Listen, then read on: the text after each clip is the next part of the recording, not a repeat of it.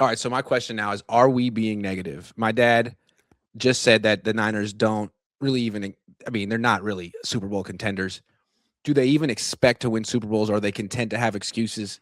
I don't think they expect to win a Super Bowl with this team. I think the 49ers have shown that they can lose. The Yorks have proven that you can lose Super Bowls and make a lot of money as long as you provide the right propaganda and get people to buy in. Hey, football's tricky because the other sports have 7-game series and we don't. So sometimes the best team doesn't win. Heard that one after they lost to the Chiefs. Well, we were the better team, but it's football. Heard that one a lot. Uh, Injuries. They use the injury excuse every single year as if there's going to be some year where injuries don't happen, and that'll be the year they win Super Bowls. Are we being negative, Okay. Dad? Okay. I wanted to talk about words. This is important. A lot of people are watching now and they say Lowell and Grant really have run down the Niners. The only really positive thing they had to say was about Dre Greenlaw, which is true. Mm-hmm. Everything else, we gave D grades. We really have been hard. Negative is if you have a really, really good team and you refuse to see its virtue. You refuse to see it. Mm. I would say we're being critical. Critical is different from negative. We're being critical where we're saying there are things they could do that would improve them, or the things they're doing are not improving them. I would like them to improve. I think it's good for the NFL and the Bay Area when the Niners are a good team. I don't root for them, but I used to be proud of their excellence. I was. I was proud to cover that team, Iggy, when they were excellent. So we're being critical, but not negative. We would like them to be good. And I don't think any of the things we've said are mean or are so wrong that you could say these guys have an axe to grind.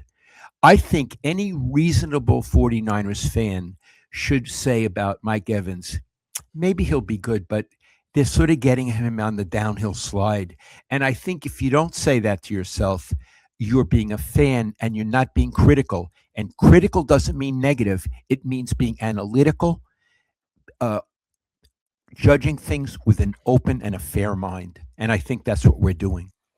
I think we're being consistent, honest. I mean, before this all happened, we talked about for weeks, what do the Niners need? They need to get younger. They need to get faster. Everyone agreed. They need to get younger. They need to get faster. Their offense was slow last year. And so they get Mike Evans, who was a young or fast. And I feel like for people to all of a sudden switch gears and say, no, this is a really good move because he's a future Hall of Famer. Well, that's being positive. You know what I mean? Like, you're looking for reasons to like this when before free agency started, you said they needed something completely different than this. We're just being consistent. We said that they needed a certain thing. They didn't get that thing. They got the opposite of it. So we're not fans. This guy could end up being great. And if he is and they win the Super Bowl, we'll explain why we were wrong. But we're just trying to maintain our viewpoint of this team and what they need. And this wasn't it. Iggy, in the draft, can they get a wide receiver who would be, if not a starter, a big contributor and make a big difference? Sure, they can. Teams do it every year. Can Kyle do it? Can he draft a guy and actually get him on the field in year 1 or year 2? He drafted a guy last year and didn't play him. He drafted a guy the year before that, didn't play him. It can be done. I don't know if Kyle can do it. There's a bunch of guys. Every year, there's 10 to 15 wide receivers who are really talented, who've played a lot in college, and a lot of them do really well in the NFL. Kyle doesn't always find them. He likes really to play veterans, and with rookies, he treats them almost like they're pledges to a fraternity. Correct. And if they make any mistakes, you're done. He did that to Brandon Ayuk early in his career. I don't think Ayuk ever really got over it. You know, I don't know Ayuk, but I think you're right. I think, Yeah, among other things, he may be sensitive. I think you're right. Yes. I think he may be sensitive. And I think Kyle didn't get it. No. Some people, if they're sensitive, you need to treat them in a different way or they'll rebel against you. Yes. Yes. And it's funny. Kyle Shanahan said this year that he was talking to his wife, and his wife was trying to tell him to not be so negative all the time and to really praise players. And Kyle told his wife, like, "No, they know it, that I like them." And she's like, "No, they don't know that. You need to tell them." And he was like, "I'm trying to tell them more." So I think he's gotten that epiphany, but I don't know how good he is at praising. Might not be natural to him. Right. Which may go back to his dad. I don't know. It But the usually thing does. is, if you don't say, boy, I really appreciate you, boy, you're really good, people don't know it. They don't Mm-mm. know what you're thinking. Actually, verbal praise is a big deal. And you're telling me he didn't get the memo until about a year ago? No, but to his credit, he even said, like, my wife was talking to me and told me I needed to tell these players what I think. And I told him, no, they already understand. And she's like, no, you're wrong. So those when Kyle has moments like that, it makes me like him. It's like, oh, he has some self awareness. He's not just a big ball of hubris. He can make fun of himself, and he's learning.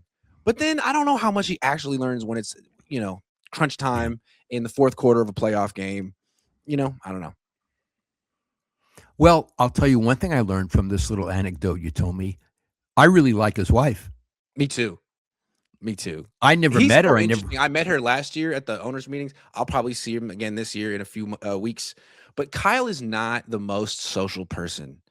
I consider myself pretty social. Sean McVay is very social. Sean Payton's very social. Like, they can command a room. Like, they have presence. They're standing there and people are coming up to him.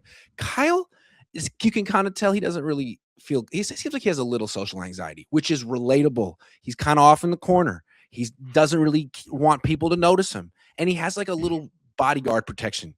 He's got Chris Sims, who is his best friend, who is very gregarious and is sort of like the interceptor. If you want to talk to Kyle, you got to talk to Chris, and Chris will charm you. And then his wife is there too. So he has some people who know him, who love him, and can sort of be his ambassadors to the rest of the party. And he I kind of love it. stands there. I love it. I get it. I get that. Yeah, well, you're not putting him down for it. You're just No, describing it. But aren't most from people my, kind of anxious in big rooms like that? It's relatable. I think I used to be, but Iggy, I'm not any. You're not. Uh, you're not. And I think I used to be, but I'm not anymore. I mean, I'm going to be talking at synagogues and libraries about It's my true. books in a few weeks. It's And true. not only am I not nervous about it and giving and reading and answering questions, I can't wait for it to happen. Like, Kyle is less confident in these settings than Jed York, to me. From I have never dealt with Kyle, but I've dealt with Jed many times over the years, And schmooze. and he'll schmooze. He He can can do schmooze. that.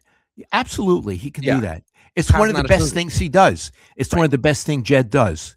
Yes. And when he does it, he seems very sincere. And what I want to say is, he may be sincere at those moments. Yeah, in that moment. Yeah, in that And then moment. he wakes up the next day. God knows. I haven't But when he talked to said it, he Jed. meant it.